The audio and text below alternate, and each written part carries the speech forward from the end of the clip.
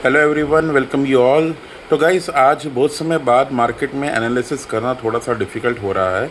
और वो डिफ़िकल्ट इस वजह से हो रहा है क्योंकि निफ्टी में जो अनइवन बाउंसेस आ रहे हैं, डाउनफॉल्स आ रहे हैं, उस चीज़ को देखते हुए आप देख सकते हैं आपके सामने निफ्टी का मैंने डेली चार्ट लगा रखा है। अगर आप देख पाएँ तो निफ्टी के डेली चार्ट के ऊपर आप देखिएगा कि किस प्रकार से निफ्टी में कैंडल्स बन रही हैं। लेकिन फिर यहाँ पे आप देखिएगा उसके बाद सीधा गैप डाउन हुआ, दोबारा गैप डाउन हुआ, यहाँ पे एक स्पिनिंग टॉप बना थोड़ा सा बड़ा। उम्मीद थी कि मार्केट संभलेगी। मार्केट ने यहाँ पे एक डिफरेंट ही सिग्नल दिया। डाउनफॉल था, एक रेड कैंडल यहाँ पे जनरेट हुई, उसके बाद डिफरेंट सिग्नल आके फिर दोबारा से गैप अप हुआ।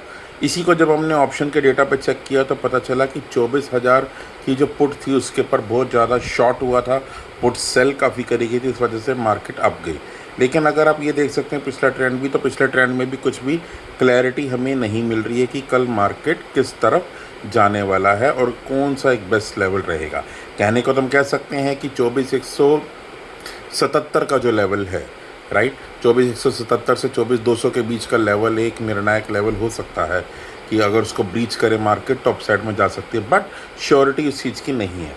बट इसी के बीच में एक आपको स्ट्रैटेजी मैं बताता हूँ। आप देखिएगा, सिंपली तौर पे मैं क्या कर रहा हूँ कि डेली चार्ट को मैं सीधा कन्वर्ट कर रहा हूँ 30 मिनट्स के चार्ट पे, और ट्रेडिंग को थोड़ा सा आसान बनाते हुए, ताकि ट्रेडर्स को दिक्कत ना आए। एक स्ट्रैटेजी आप ये समझ लीजिएगा।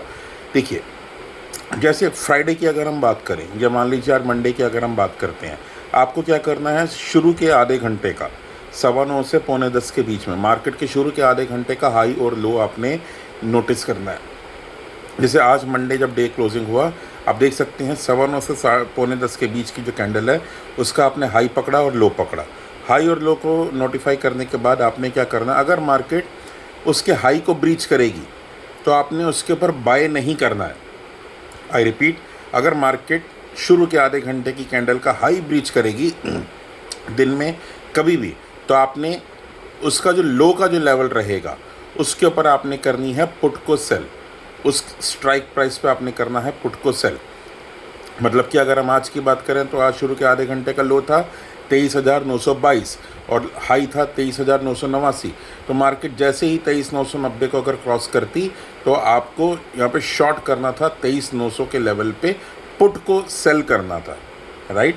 पुट को सेल इस वजह से करना था क्योंकि इंट्राडे की ये स्ट्रैटेजी है, और इंट्राडे के अंदर जो है टाइम डिके थोड़ा सा फास्ट तरीके से होता है।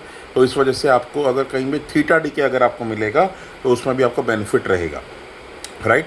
सिमिलर तौर पे आप देख सकते हैं कि फ्राइडे की अगर हम बात करें, फ्राइडे को सुबह पहली कैंडल, ये देख सकते हैं आप, ग्रीन कैंडल, ये जो है जहाँ पे हमारा माउस है इस समय, ग्रीन कैंडल सुबह 9:15 से 9:45 की, इसका जैसी हाई ब्रीच करा तो यहाँ पर आपको हायर साइड पे आपको जाना था। हायर साइड पे कैसे जाएंगे आप, अगेन आप इसके नीचे की पुट को सेल करेंगे।